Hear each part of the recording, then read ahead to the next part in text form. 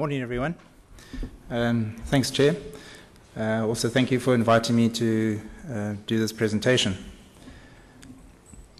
Firstly, I must just take this opportunity of extending the greetings from the International Choreographic Association, who also have a lot of involvement in this particular area with their Commission on Cartography and Early Warning and Crisis Management. Right, so to me, just a way of introduction, I see three essential requirements when we're working with this sort of thing. Firstly, we have the issue of usability. Can the user use geospatial information? And underpinning that is the accessibility to such geospatial information. And that all is underpinned then by the availability of geospatial information. So I don't know if there's anyone in this room that needs to be convinced that geospatial information is essential for what we do. In fact, it's been stated geospatial information is used in more than 80% of all decision making in all applications. Anything to do with place or location involves geospatial information. Is there anyone here who's not convinced of that argument? I'll meet you outside afterwards. Right.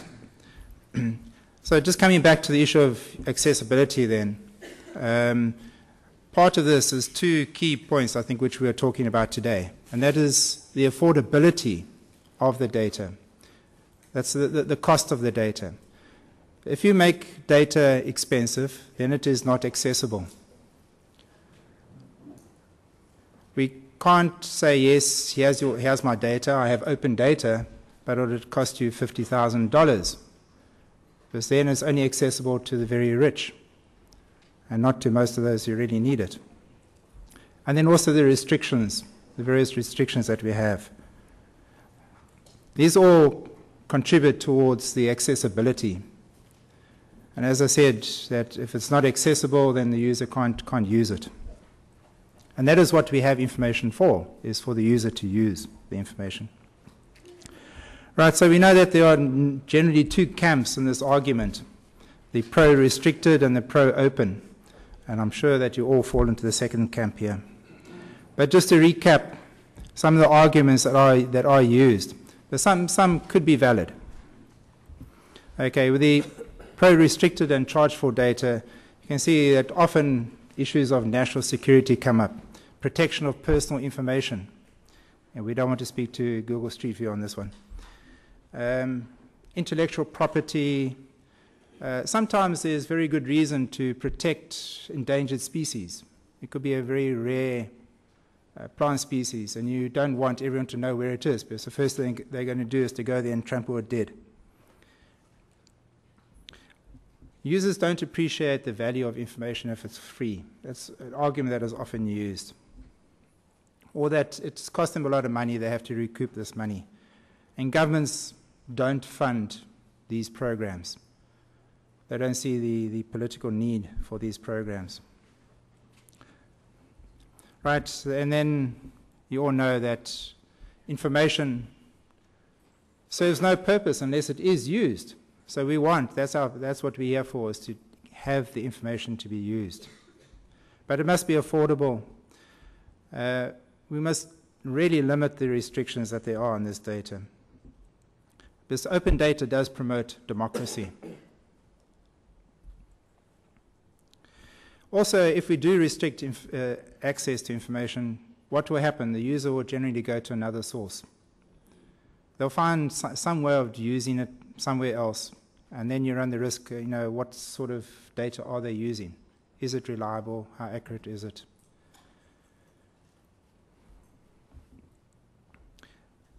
An argument that is often used as well is that data that is collected, that is paid for by the fiscus, why should the fiscus or the treasury charge for it again?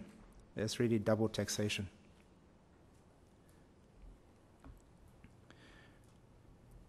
Right, coming down to some issues then in Africa, politicians don't appreciate the need for geospatial information. Geospatial information does not win a politician a vote. Building a house or building a hospital or providing water, those things do. but not the information itself. So generally, national mapping agencies do suffer from a lack of financial support. We also see within Africa many countries suffer from institutional survival, mainly because of the issue of funding. So you find rivalry, you find lack of cooperation that does take place between government institutions within a country. In some countries, also in Africa, the National Mapping Agency is actually part of the military. And because it's part of the military, naturally their information is classified, military classified. So I suppose what we really got to try and do is to encourage those countries to realize that there's a far greater need than just a military need for this information. And those institutions need to be demilitarized. Many of them also have the incapacity or are not capacitated to collect, maintain, and disseminate geospatial information. You find in Africa that information that is available in country, I'm talking about now, not through Google or street mapping or those places, but in country, the information still dates back to the previous colonial time. There's been hardly any updating of that mapping taking place. Also, we find, even if we did say, well, here's the way to do it, some of them say, well, you know, it's only really in the city centers, the big cities, that you actually have sustainable or reliable power supply. You go beyond, you go outside the city, and you don't get power supply. So how can you run these systems, like GIS and things like that? How can they use this digital data? They don't even have the electrical power to run their systems on. So to me, opening up the access then to geospatial information is that we must make sure that the fundamental geospatial information is accessible to all. We must have appropriate data policies, policies that would provide for limited restrictions. As I said, restrictions that may be required only in cases of national security or the privacy of the individual. Data must be affordable, and there must be institutional cooperation and collaboration. We must have those policies that really entrench that cooperation and collaboration, so that we can, as institutions, have a synergistic approach to working, managing geospatial information. So we have to ensure that we can provide timely access to what is relevant and reliable information. Capacitating users. For a user to be able to use that information, they must be capacitated to do so. So we have to educate the users or provide the information in such a way in which they can use it. And we have to really try our best to get this political support. And often we are our own worst enemies because we don't talk the right language to the politicians. So we've got to think about the semantics that is used. And the Chair mentioned the Mapping Africa for Africa initiative. This is really an initiative trying to make a difference in the availability of and accessibility to the fundamental geospatial information. Many countries, year in, year out, you know, we have these programs and then nothing happens and nothing happens. So they all come back with the same story. Each time, come back with the same story. So this initiative is really aimed at trying to make that difference, trying to provide the various national mapping agencies in Africa with the capacity and the tools so that they can collect and disseminate the geospatial information. We've been working on this for a while, but again, funding is limited. We've got to try and build up a groundswell of support in the countries to take this forward.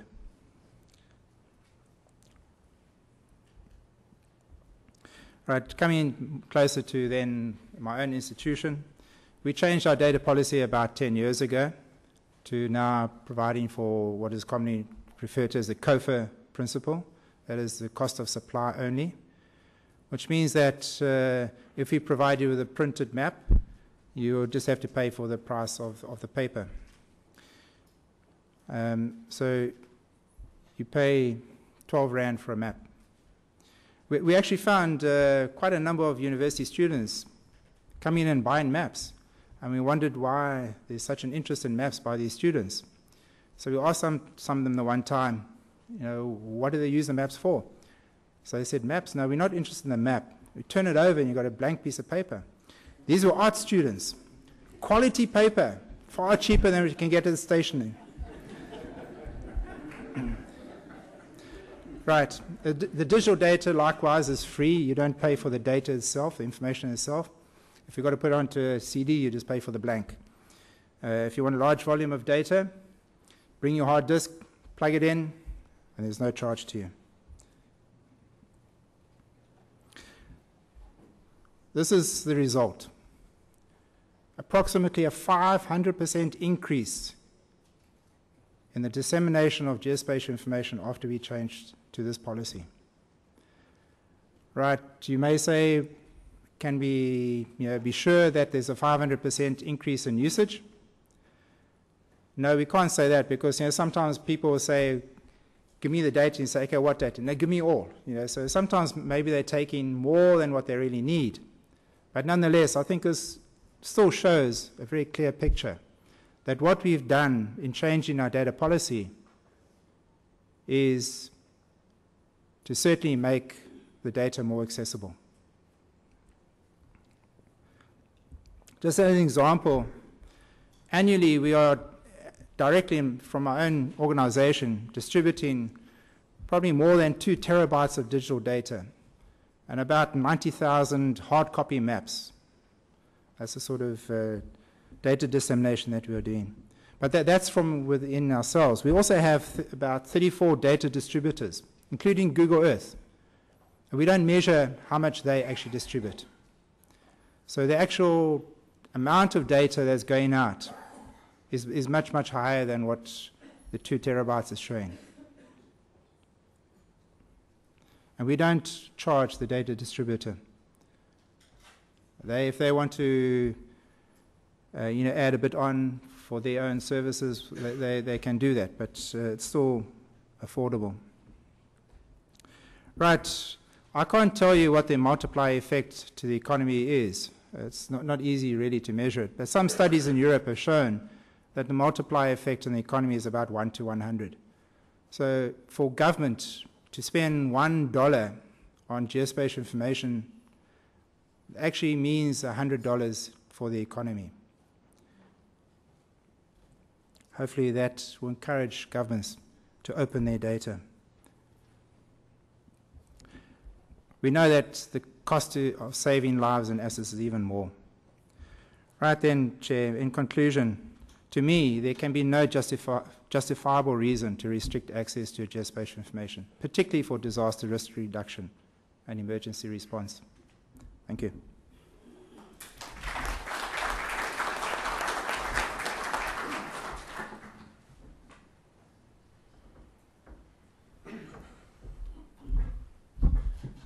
Thanks very much, Dr. Clark. Is there, we can take a few questions now, if anyone has any really burning specific questions about this presentation. Gavin McGregor Skinner from the Pennsylvania State University. Really nice presentation. Of the 2 terabytes and the 90,000 maps you produce each year, how close is that to your capacity, or how much more could you do?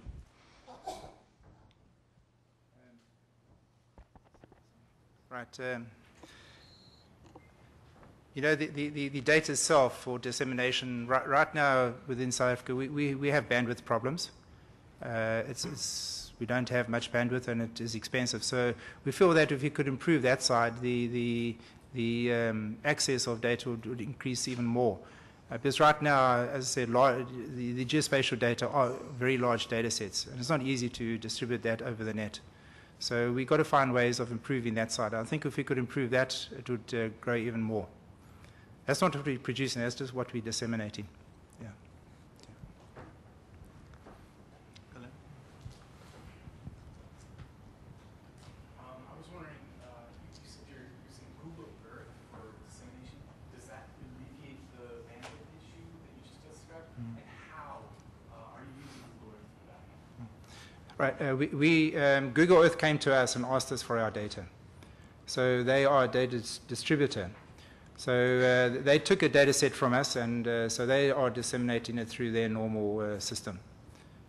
So if you go into Google Earth in South Africa and you zoom down, this is the aerial imagery I'm talking about, author imagery I'm talking about that they're using in Google Earth. You zoom down, right down, you'll get our stuff here.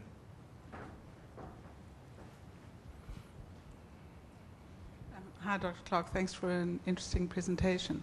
My question relates maybe more to the landscape between the private sector and the parastatals, both of whom produce data or beneficiate data in different ways. Because in South Africa, the conversation about free data is being used to apply pressure to the private sector who carry risk, and in a sense are actually competing with tax-funded business units in the parastatals and universities. So I just wondered what your view was on that, because it's a potential conflict of purpose maybe between the private sector and the public sector. Right, certainly from my side, that is my mandate. My mandate is to collect and disseminate geospatial information, or the fundamental geospatial information. So I don't see any conflict with the private sector in that respect. But I suppose in some areas, yes, private sector companies are collecting information. But to me, perhaps they should change their model. They should not be information disseminators. Maybe they should be service or solution providers rather. You can take one more question over here. Thank you. Guido van Langenhoven, Hydrology in Namibia. One question is, you make the data freely available as you collect them, but at the stage where you decide what data you will collect, what geospatial data you will collect, do you also look at what the disaster people need? Like, for instance, we need high accuracy or high resolution elevation data, and that is normally not available from the national mapping agencies. Yes, certainly. We're not providing entirely for the disaster management agencies, but we should be sensitive towards all the users. And if the disaster management agencies are informing the national mapping agencies that this is their need, they need to take into consideration to see if they can accommodate that within their national mapping programs. As I said, national mapping agencies do have funding limitations, but nonetheless, we do try our best to meet the needs of the users.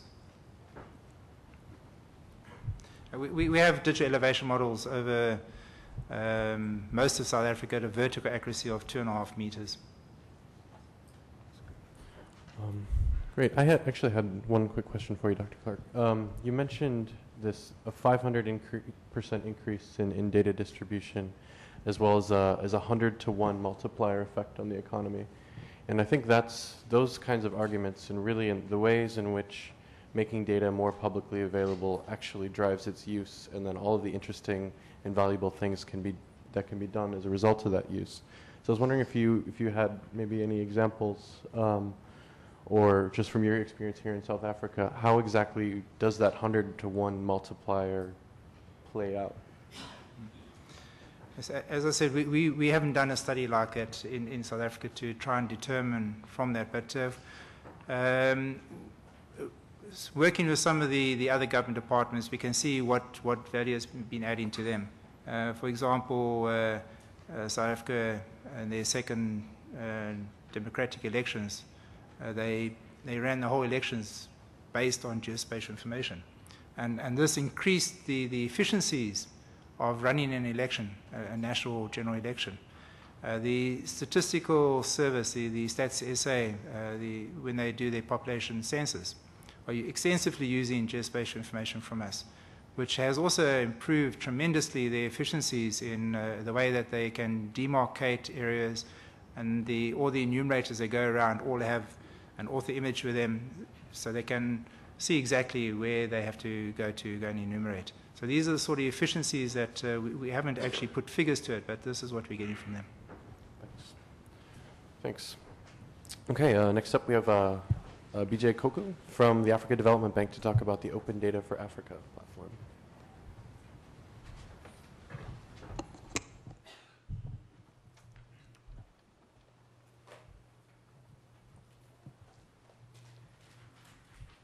Good morning. Thank you, Chair. Thank you for the invitation to come to this conference and share with you some views on the Open Data for Africa platform.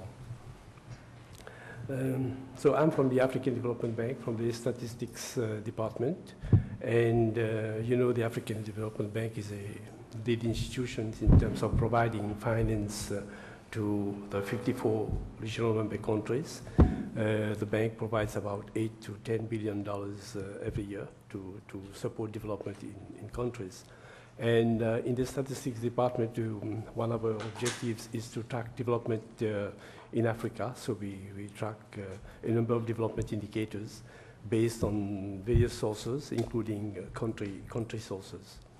And so we manage these data on the 54 member countries.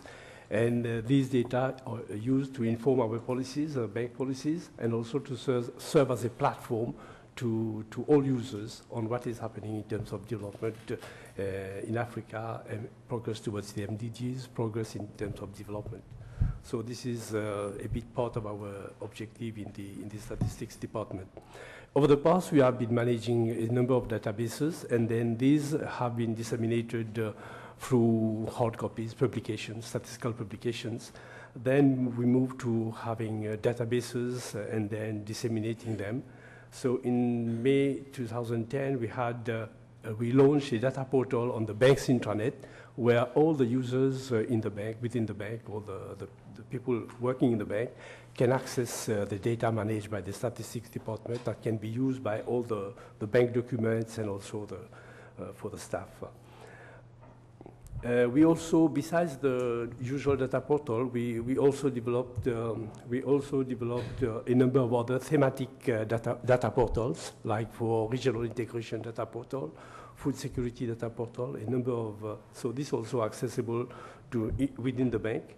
Then we moved to the internet. We generated a number of, we provided this information to the whole public over the internet. That was in September 2010. And in 2011, we moved to the open data platform, where users can access not only data from the bank's data portal, but also from other users, from other providers of information on development in Africa. So the open data platform is essentially community-driven and content.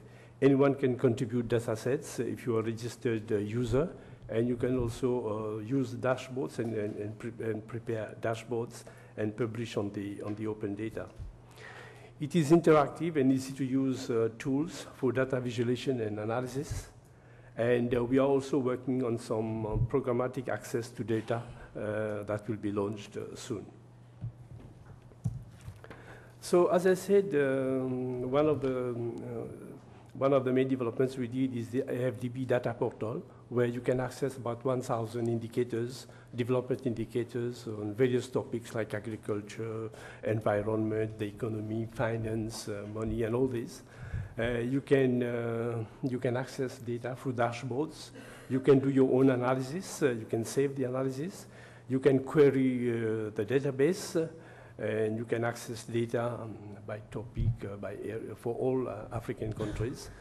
And these data are regularly updated and maintained, and so they are directly available to users. Whereas, as I said previously, they were done for hard copy publications, and it was done on an annual basis, so there was a lot of gap in terms of preparing the information and making it available to the public. And there is also a resource center where we can, where we publish, we prepare a number of briefs and publications. These are accessible through the resource center. So all this is managed over the African, the FDB data portal. And previously, before we launched this portal, we had about 7,000 users going to our statistics page, where you had data in terms of PDF or Word files.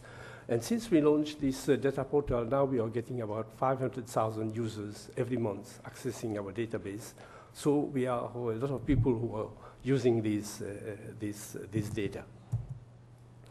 As I said, after this, now we have moved to the open data for Africa, where people can not only access the data that is managed by the bank, but you can also access data that is freely available from other sources, the IMF, the World Bank, and other regional institutions you can access. So there are links to data and gallery. You can also have online discussions. You have some tables and charts, Africa at a glance, statistics and key data sets. And you can also have quick access to country at a glance dashboards for all African countries. There is also a video that explains how you can use this website to access the information you need. So one of the functionalities you have there is the gallery, where gallery is a collection of dashboards on various topics, like you have economics, demographics, climate change, agriculture, environment. So there are energy. So there are various topics where we have some dashboards have been prepared. But users, if you are a registered user, you can also create your own dashboard and publish it in the gallery so that other users can access this. Because we are not specialists in all fields, so we give the possibility for experienced users. They can prepare dashboards using the data that is there and publish it, and this can be shared with other users.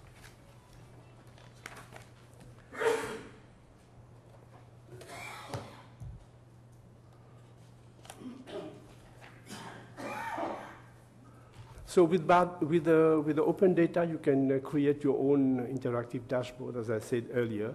And when in your dashboard, you can have tables, you can have charts, you can have maps, and this is done relatively quickly. You can customize your layout, colors, and parameterize by country. And you can share with friends and publish on the gallery. So all these tools are there for use by the user. You just have to register on the open data. The data browser, all African data, you have got a number of data from different sources at a single place. It is browsable by topic, by source, or publication date. You can download in Excel, and as I said, you can also share with other users. And if you are a registered user, you can also suggest your own data set on the open data platform. It is a collaboration tool. You can participate in discussions on content and data. And you let others know your feedback by leaving comments on specific pages. So you can make comments on the data, and this can lead to improvement of the data or improve coverage of the data that is available there. So it can guide us to improve the use of the open data by the public. You can also tweet or you can access by your Google login. You can embed visualizations. When you have prepared some visualizations, you can embed them in your blog. So this is in terms of the, as I said, we move from hard copy publications to the African data portal. Now we have moved to the open data portal for Africa. We also have, we are working on a project to open up the bank operations data. You know, the bank supports a number of, finances a number of operations. So we are geocoding all these operations on the map. So this will be available, where you can link what the bank is financing with the development results. So this is ongoing work. It is going to be available soon. We are, as I say now, geocoding all the bank projects that are in the 54 member countries. And we also, in terms of not only working on our own open data platform, so we are going to support the 54 member countries to have similar platforms if they wish. Last year, in the same venue here, we had a conference on statistical capacity with the 54 member countries. So we demonstrated this tool, and all countries who were present, essentially they are directors of national statistical offices who were present.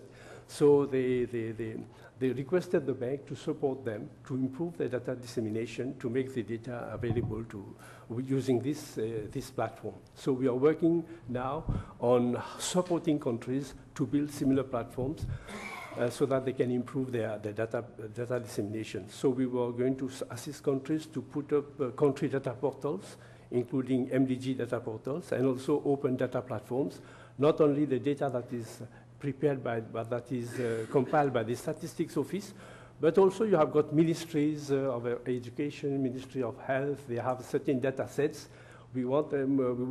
We will provide them the tool so that they can put this information, make this information available to the public, and they can use this information. So also so that developers can access this information and develop applications that can make this information more useful.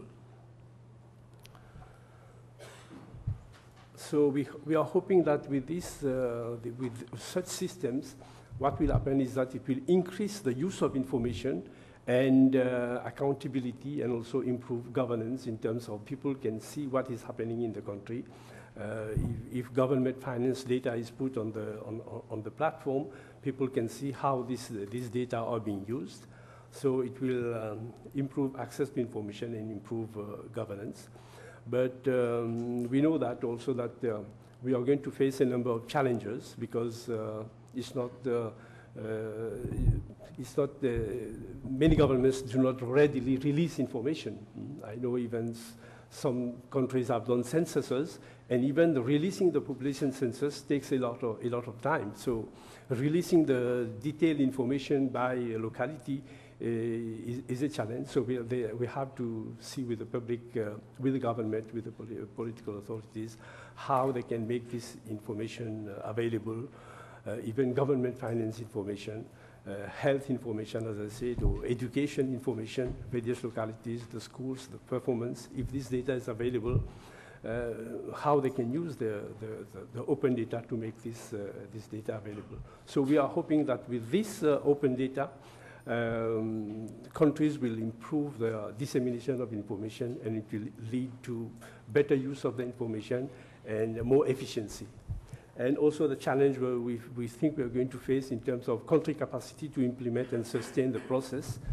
It is true that the funds for statistics is not always there. So we are providing some support for the beginning to develop the system in the country, to install the system in the country, and also to train the people in the country to use the system.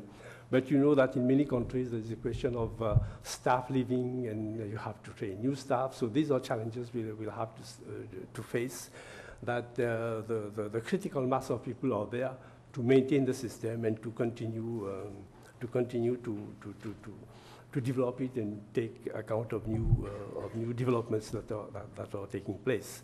So these are challenges we think we are going to face.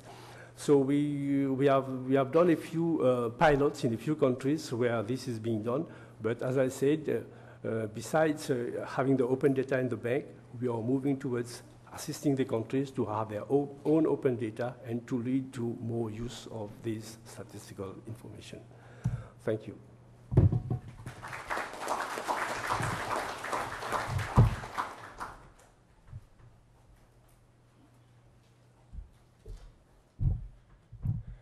Thank you very much. Any questions for Coco?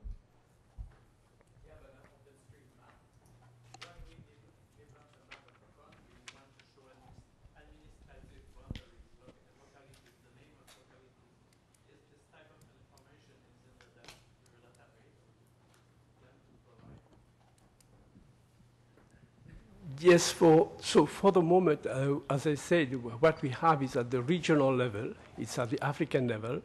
So the information that we have at the moment, we have collected and we use is at the more or less regional country level.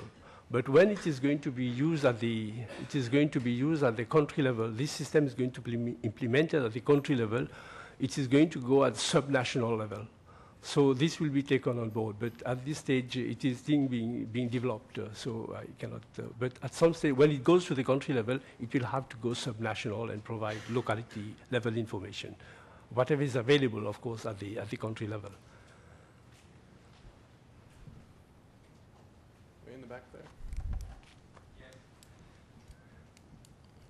Yes, thank you very much for your very interesting talk, and I think it's an excellent initiative. But do you think that the World Bank and also the African Development Bank are going to put in their contracts now that all the information that is collected in assessment studies should be open and will be published in this web? That would be interesting.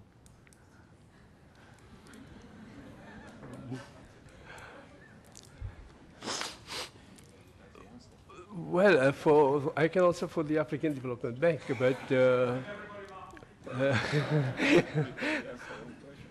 but I think now, in terms of making making available, this is where we are tending to, is whatever information. I think even if you look over what has been happening over the past, even the World Bank World Development Indicators, you had to pay a subscription to access it. Now all the data are open, and all institutions are moving towards that. But of course, we have to, if you go into terms of micro-level data, the household surveys and all these that are done, these are anonymized first, and then they are put in the specialized, but you have to access it through, you have to identify yourself as a registered user to access this data. So micro-level data now also is being open to users, to researchers, because the purpose of collecting data is to, but of course at the level of country level, there is still some resistance. And I think there is still some work going on in terms of anonymizing data, still some research being done, how to anonymize this data. But a number of countries have started to put this data online, the micro data sets. And we are also supporting, the World Bank is supporting in terms of the International Household Network to support countries to make this data available, the census data, surveys data available to researchers who can dig into the data and draw analysis and conclusions. Thank you. If I could just weigh in, that's a really interesting question and gets to the heart of a lot of GFDR's work that we've been doing in the open data space over the last year. Typically what we've found is that a lot of the risk assessment work that we're doing, that's not really bank data, or at least not intended to be. These risk assessments, these projects, these data collections are really done on behalf of the government and with their support. So the best we can really do, I think, and what would be better to do rather than having a firm sort of rule on what needs to go into the terms of reference is to do a better job of advocating for open data as part of our risk assessment projects. Helping governments understand the value of this, helping them understand what tools are available to them to help open and share their data, and that sort of process. And that's something that we're working a lot on in GFTRR, and I think is definitely would be good to discuss that more maybe towards the end. We could maybe do one more question. Go ahead. Thank you very much. Normally, we receive many sources from data in the country through the different projects. And after the project, to collect this data, you cannot continue. So that my question is, which system you can calibrate this different data from one country, but different sources? So which data is correct? The second one is which system you use to improve the exchange of data you collect from the different countries and in your platform, and how to motivate the country to give you and to share is data. Thank you.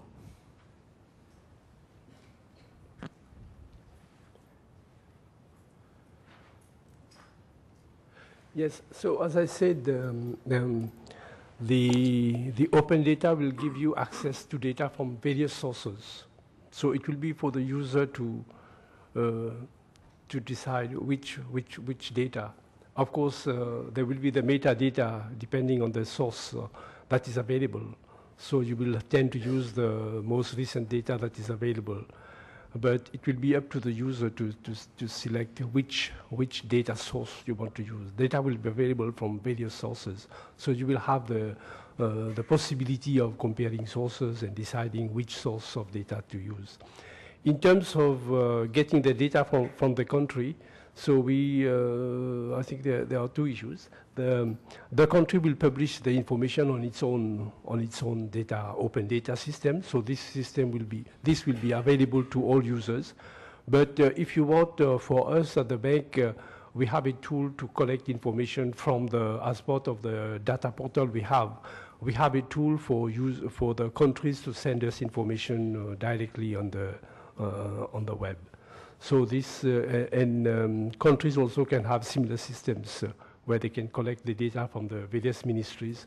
It goes to the statistical office. So some tools are there for data exchange. Thank you. Great, thank you.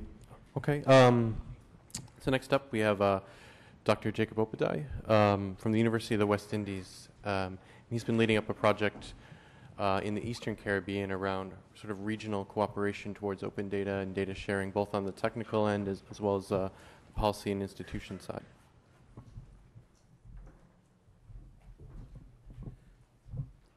Thank you, Robert. Let me first of all give you an overview of the vulnerability of the region. And if you're all aware, the Caribbean is a group of small islands in the middle of the ocean, and we have to rely on ourselves when there is any catastrophic event. Most of the developments along the coastline still have a lot of unapproved development and squatting. Voluntary approaches to building codes, seismic activity throughout the region, high incidence and intensity of hurricane storms, low awareness of the impact of natural hazard, and the list of this goes on. In fact, the region is the second vulnerable region in the world. The impact of climate change is also very threatening to us. Sea level rise. We still have, as I said before, over 50% of our investment along the coastline. Warmer temperature, as we were told this morning by the presentation in the earlier session. Increase in coastal flooding. So we have it all. And lately we start having the incident of saltwater intrusion, increased salinity, especially in Guyana, where they have a lot of famine along the coastline. What is our need? We need to reduce the risk related to this adverse effect of climate change, and also, more importantly, to improve evidence-based decision-making on land use planning, developmental activities, emergency management that will mitigate climate risk. This morning, a lady sat next to said, the politicians don't listen to you unless somebody dies. You can't be talking about we need money for data, and where's the catastrophe? And all of this is because there is very little evidence-based argument to present your case. What is our challenges in providing data for climate change? Lack of detailed, current, and historic climate and hydrologic data. Poor level of access that we all experience. Inadequate infrastructure for data management. Is okay to say our data is free, easy to share, but how do you share it? Who bears the cost of the high bandwidth to share the data? If you say, okay, we pay for the paper, who pays for the increase in your bandwidth, increase in your capacity, with 500 increase in disseminating data. That means more staffs are needed. You need more staff, you need more infrastructure. Who pays for that? Disparity in national approaches and competence in addressing regional issues and inadequate political support for data management. I have never seen where you can put data management in your budget and anybody will approve that budget. What are the key policy questions when it comes to climate change foresighting? What we really need to be able to answer it, what has changed since? Right now we are processing aerial photographs for the Eastern Caribbean island from 1950, and we are comparing that to satellite imagery of the coastline in 2010 to see what has changed over the years. To us, that will provide us some evidence on the impact of climate change. Question like what spatial pattern has exists, and what are the drivers of the change? If we start seeing some migration from up the mountains or up the hills, we want to see what are the drivers of this change. And ability to do what-if modeling so that we can build scenarios of what happened if we change land use from here to there. To be able to answer this question, we need a lot of data that is available in the open environment. I will just share with you some of our strengths and weaknesses in terms of data management infrastructure. Our strength is that we are very friendly and cooperative GIS personnel. If you want data and I meet you, I say, hey, Donette, how are you? Fine. Jacob, go and get it. But it's based on friendliness. The friendliness is gone, you can't get it. Donette will say, Jacob, I don't want to see you again. Healthy informal data sharing, keen interest in GIS development in the region, very keen interest.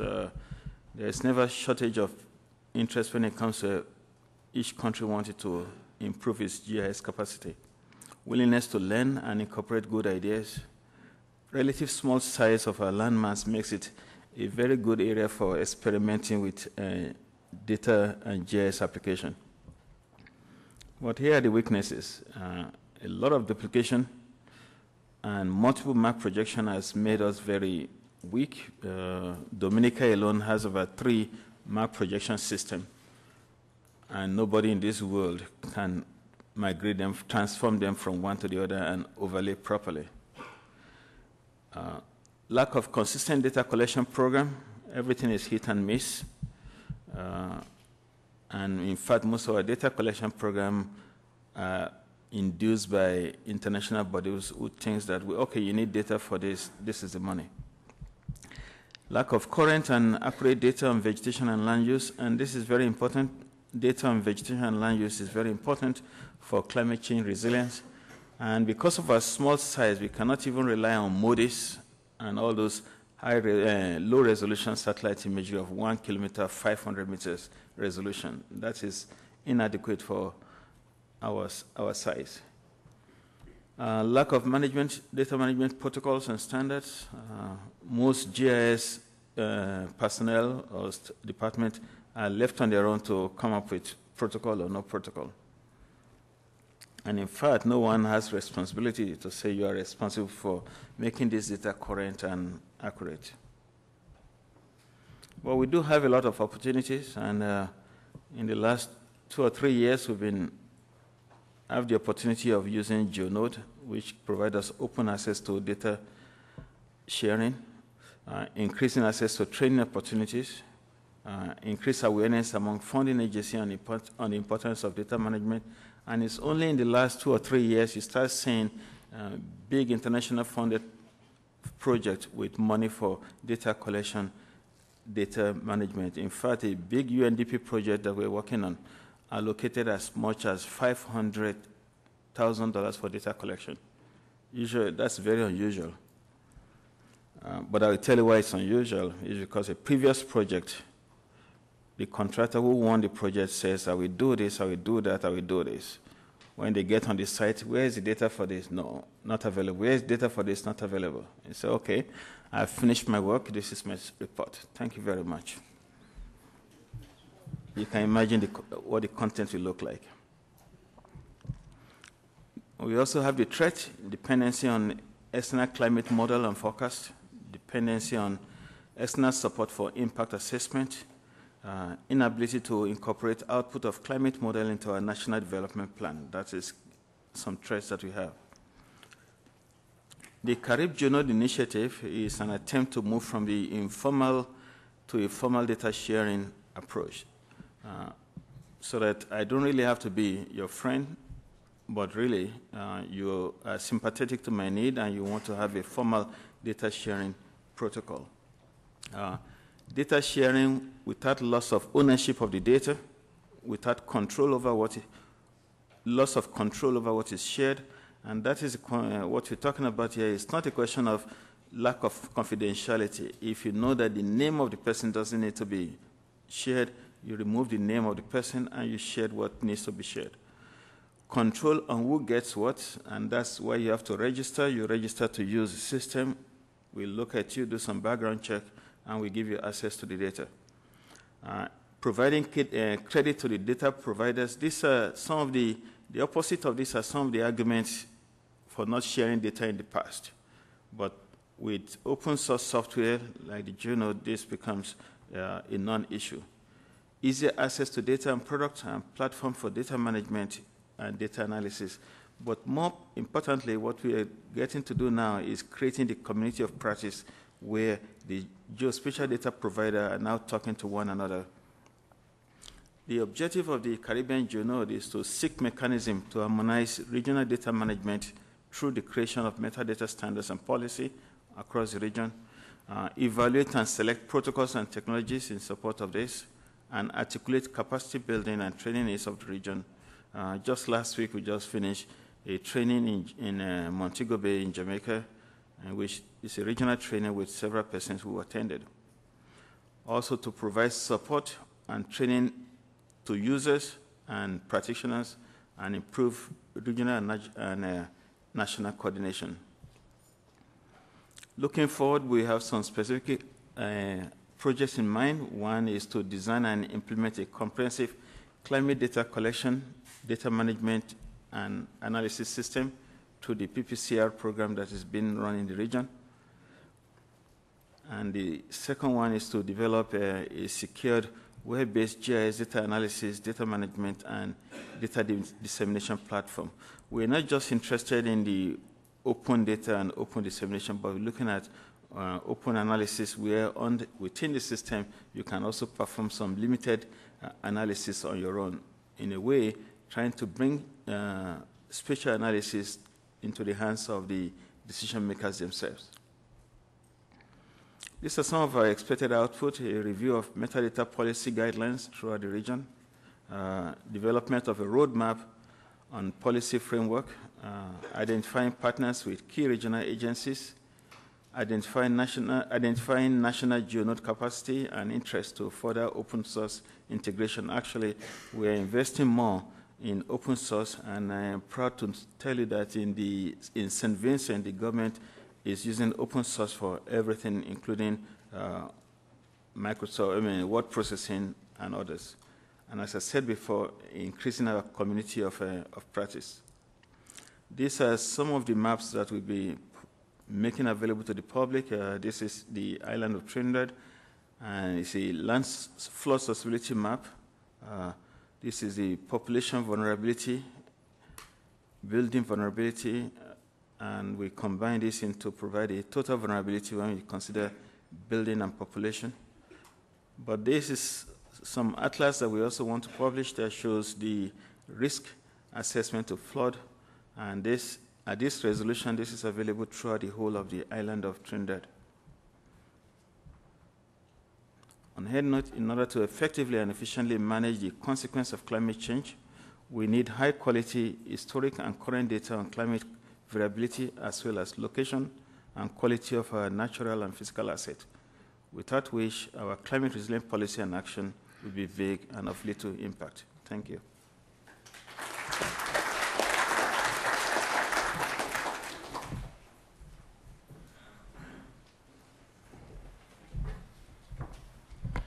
Thank you very much. Any questions for Jacob?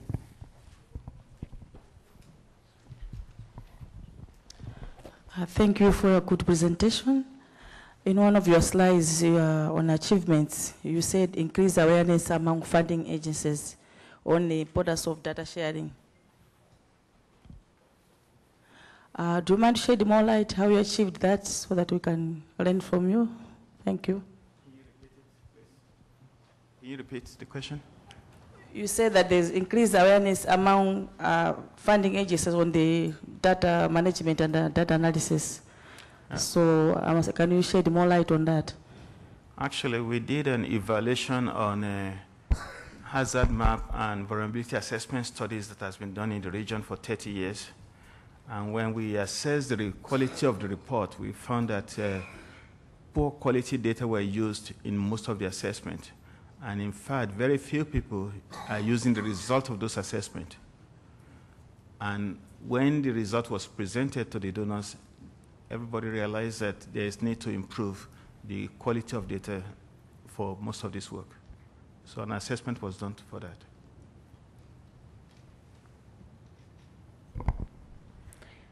Any other questions?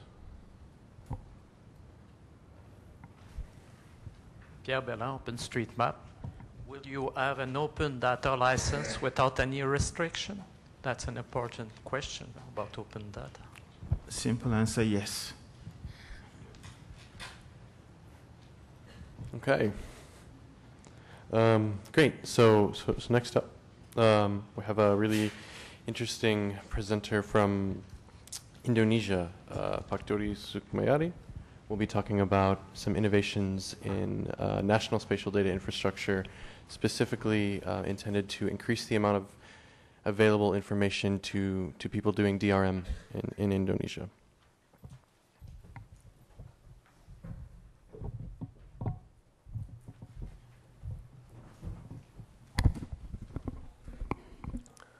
Thank you very much, Robert.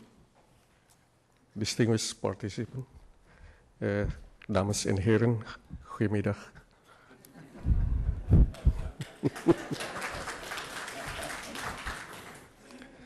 So, to commemorate our Dutch language in previous time. The presentation title is Latest Advancement, the Use of SDI for Disaster Management. This is the experience case from Indonesia Geospatial Data Infrastructure. We present, I myself, Dori Sukmayadi, and the back side is Agung Indrajit, my colleague from BIG, the Geospatial Information Agency. We abbreviate as BIG or BIG, or maybe too big. Okay. Sorry.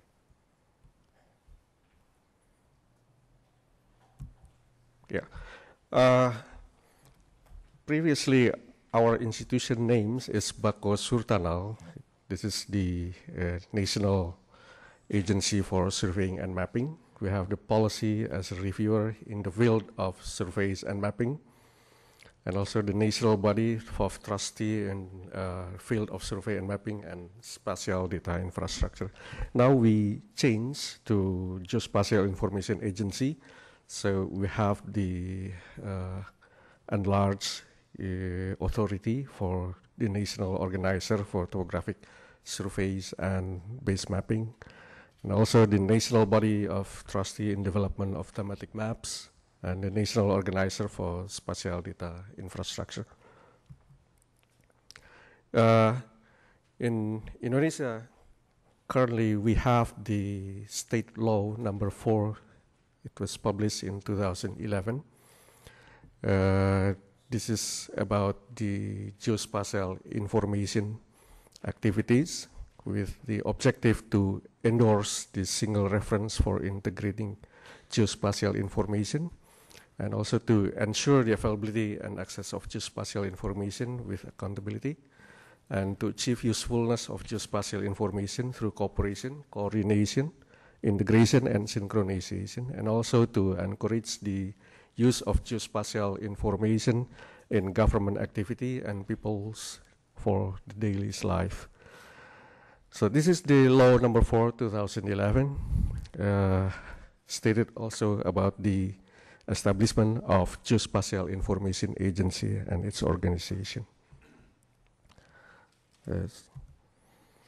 So I would like to describe a little bit about the disaster management in Indonesia.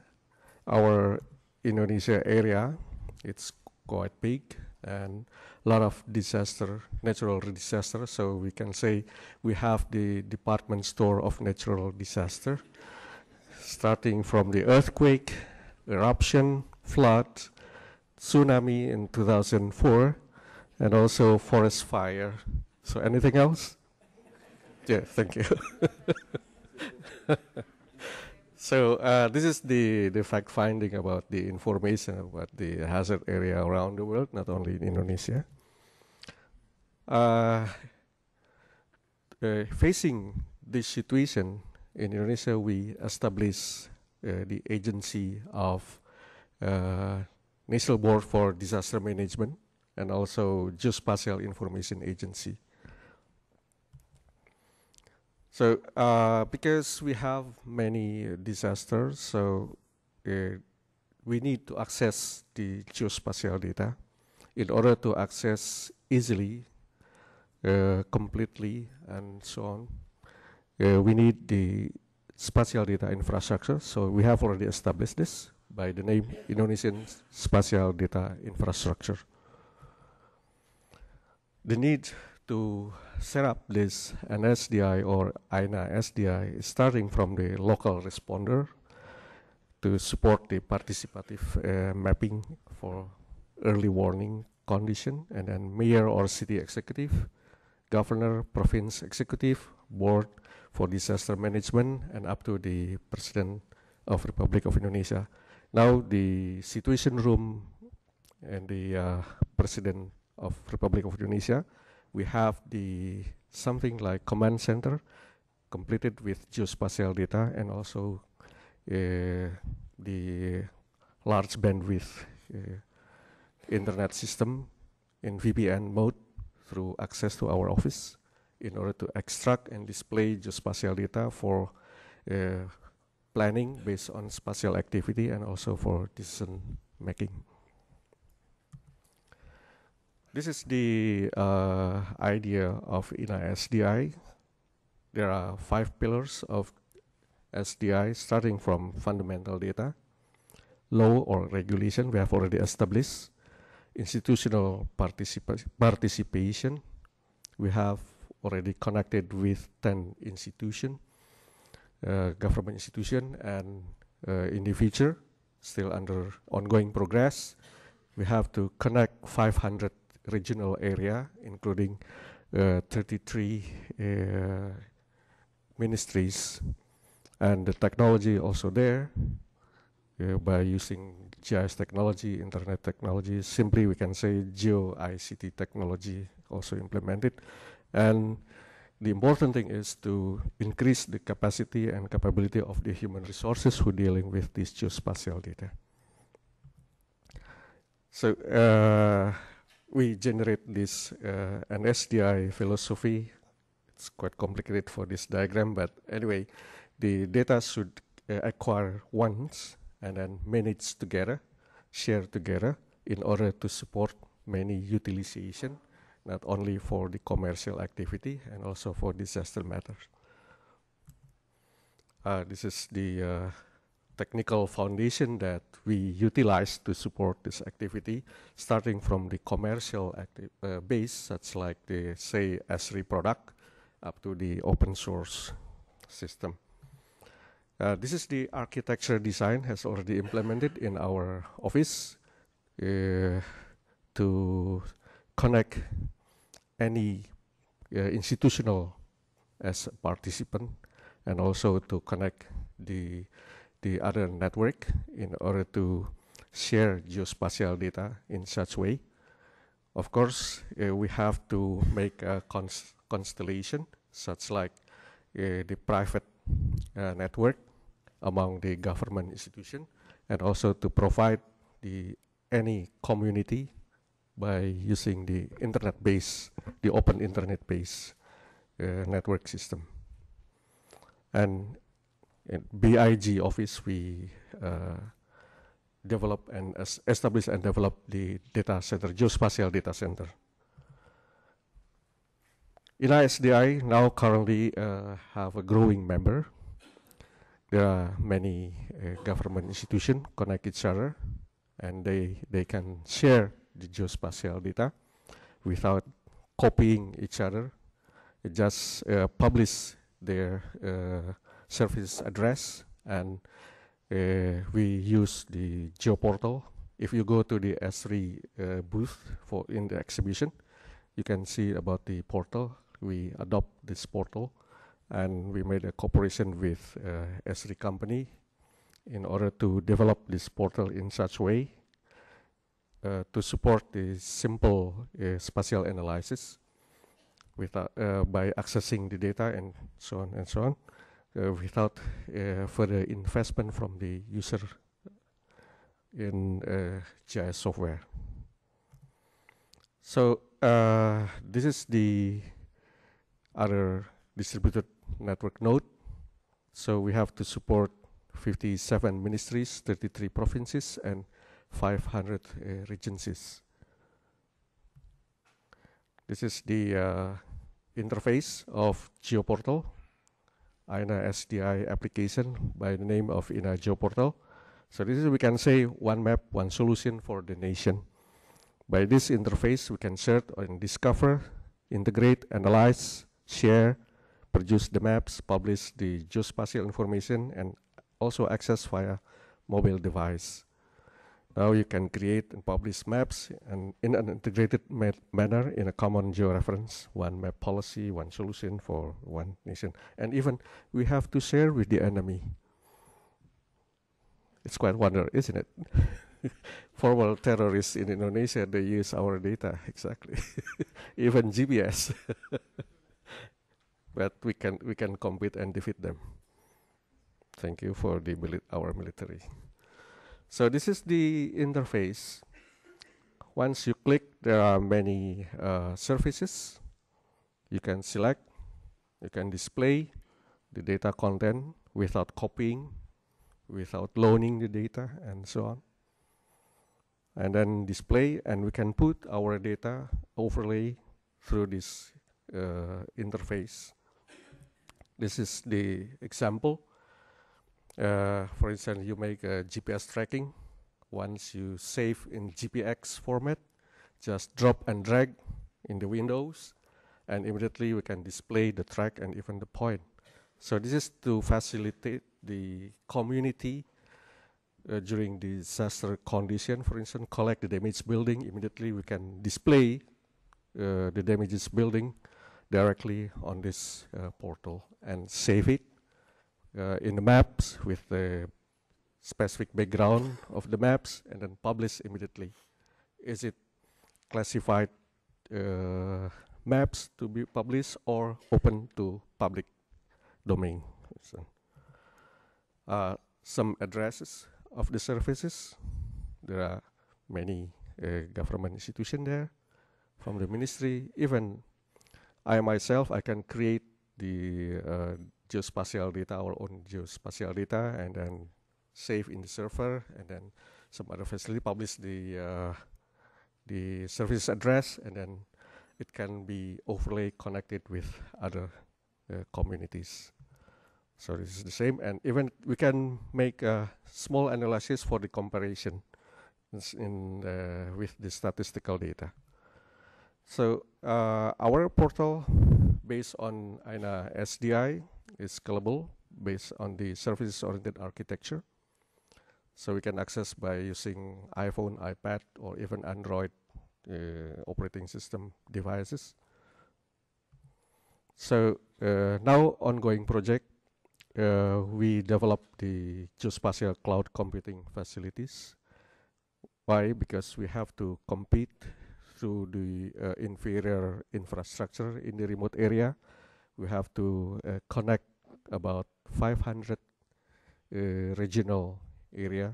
Some are having different level of capability and capacity, not only in the communication infrastructure and also in the human resources.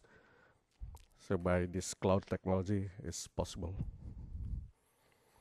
So it comes to the summary that spatial data infrastructure plays important role in supporting decision making fastly, effectively in government business. Geospatial data and information that accurate and up-to-date able to represent current situation of certain location and to determine level of quality of decision in all level of governance. Strong political will from custodians to implement data sharing is key success in development of Indonesian spatial data infrastructure. Danke.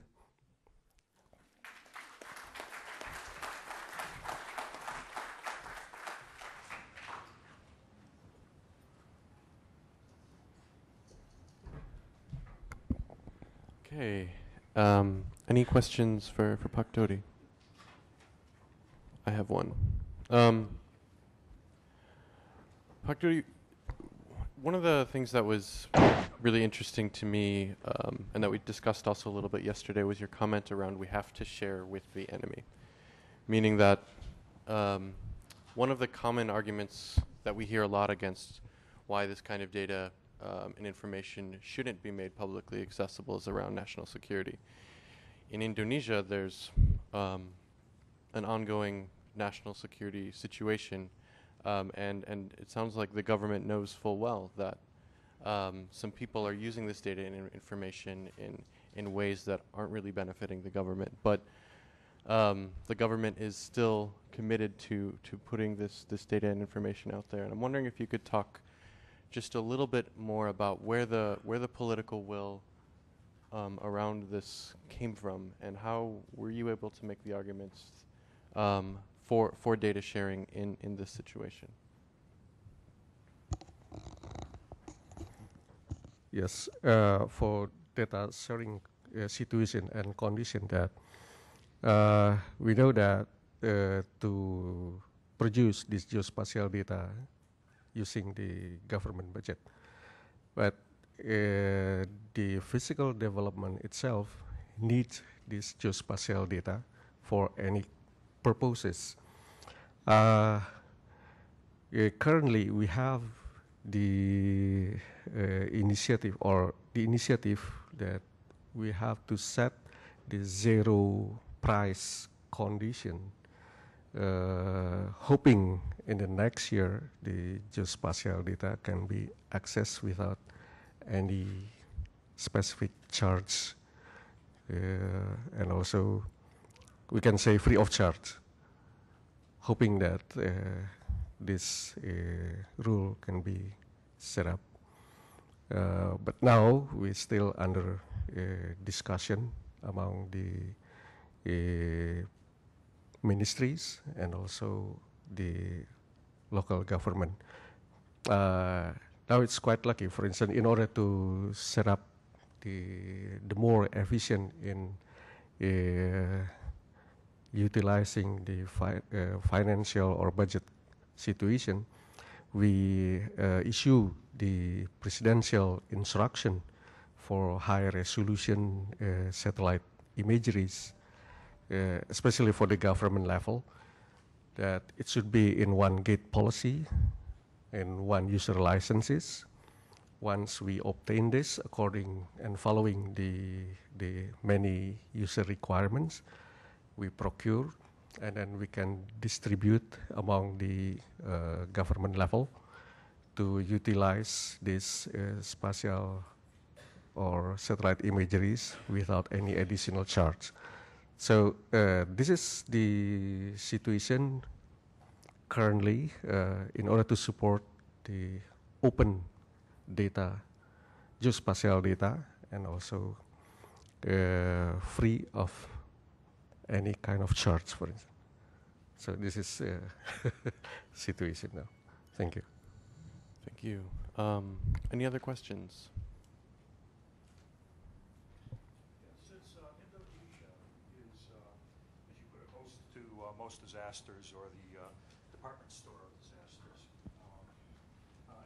infrastructure, both power and communications are among the first things to go down during a disaster. And you're using this highly complex system of distributed data sources.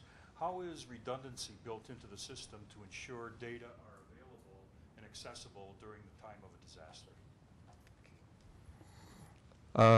Thank you.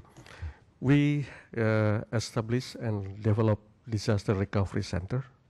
We select the area in such a way for avoiding the destruction, such like the stable land surface, and then we built this disaster recovery center to support the backup for the data center itself.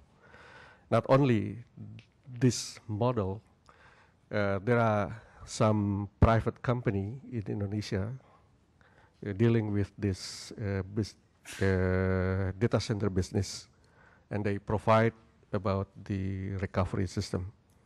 Even it's about 20 kilometers away from my office, there are also private company who established this backup center. So currently we have already to make a negotiation for the pricing of rentaling these facilities. So this is by the name of DRC, Disaster Recovery Center. Thank you.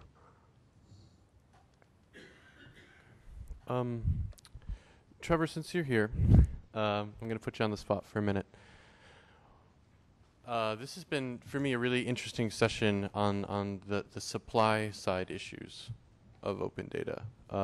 And if you're at the open data session at the last Understanding Risk conference, I think it was a little bit more hand-wavy and a little bit more looking at like these neat whiz-bang applications that can be built on top of open data. Because I think at that point we were still kind of making the case for why open data is relevant to DRM. And I think based on what we've heard today and based on a lot of the conversations we're going to have over the week, I feel we've made that case pretty well.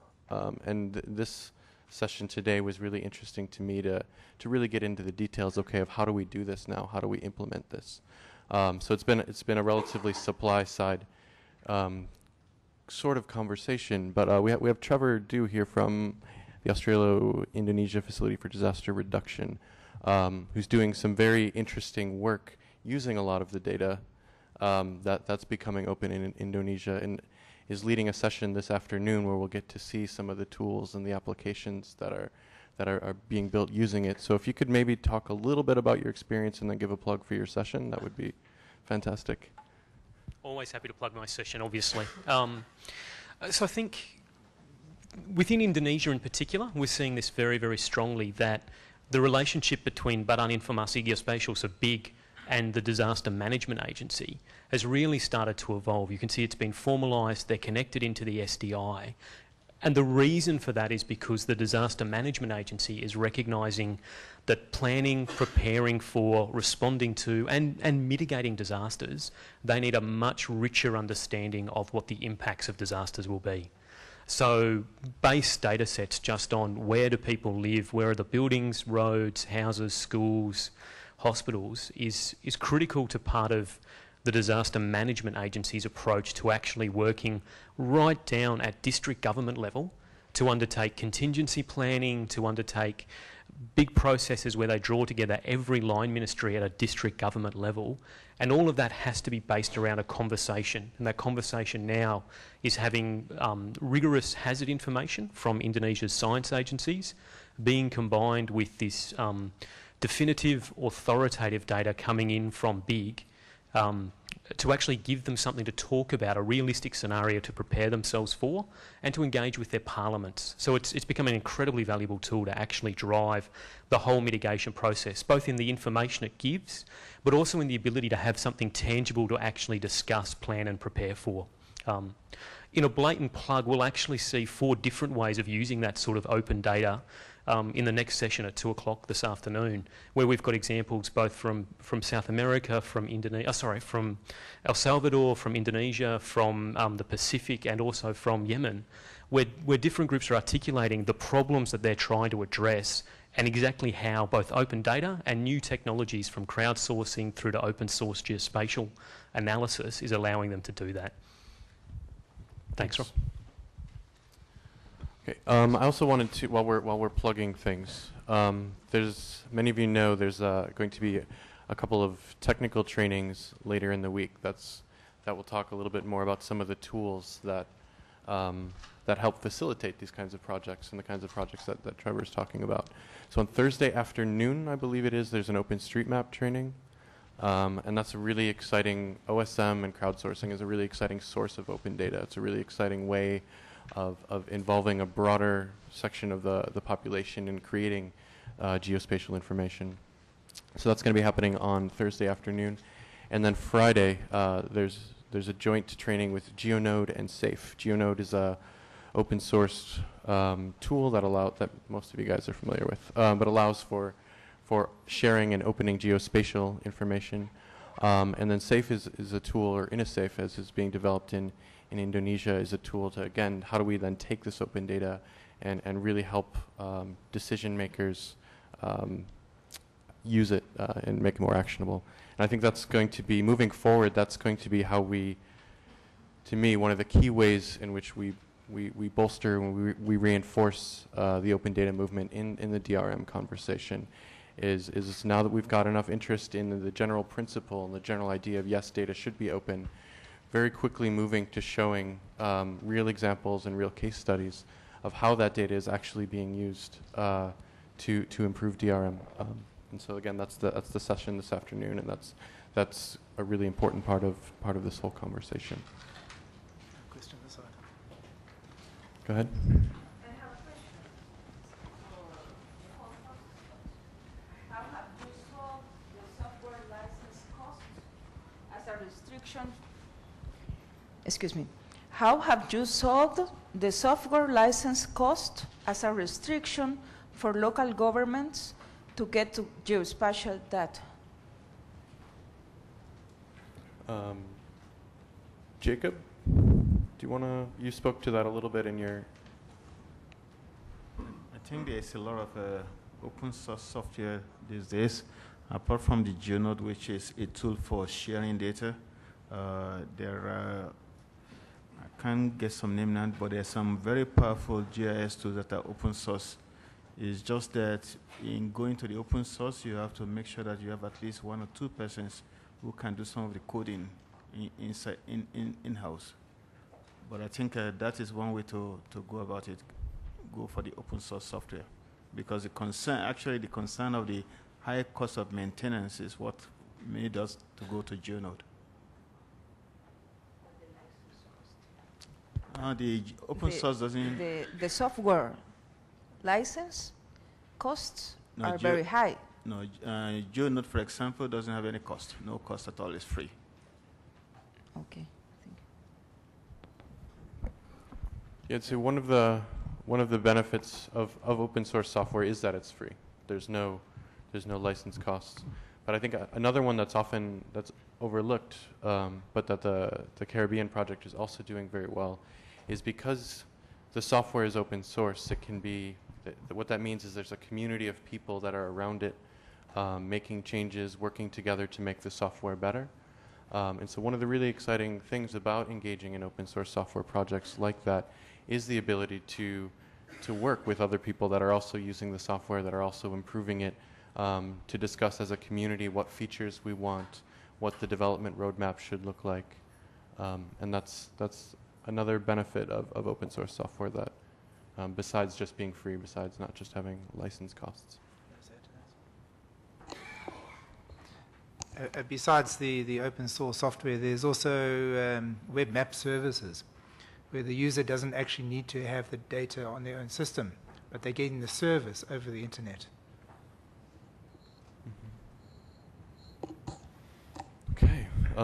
Any other questions, comments before we go to lunch? I can comment for these licenses. Thank you. So for the BIG, National Agency for Geospatial Information, we use combination for the core purposes, we use the commercial base from SRE product. And then for the rest, such like regional government, we can use the open source. So we combine together in Indonesia condition, situation. Yes, yes, yes. So that's why we purchase many user licenses, put into server, and then we introduce the cloud technology. So anyone can access by using ebook or ultrabook without any further investment through the software. And then by using capability of the portal, there is a simple GIS analysis that introduced in the interface. So they can do such a lot. Yeah, thank you. Okay. Well, thanks everyone for attending. Again, there's going to be a few technical trainings later in the week where we'll get into some of the nuts and bolts of this. Highly recommend you go to the session that Trevor was describing this afternoon. We can talk about, now that we're opening this data, what can we then do with it? And before we go, I think we should give a big round of applause to our excellent panelists. And thank you all for coming.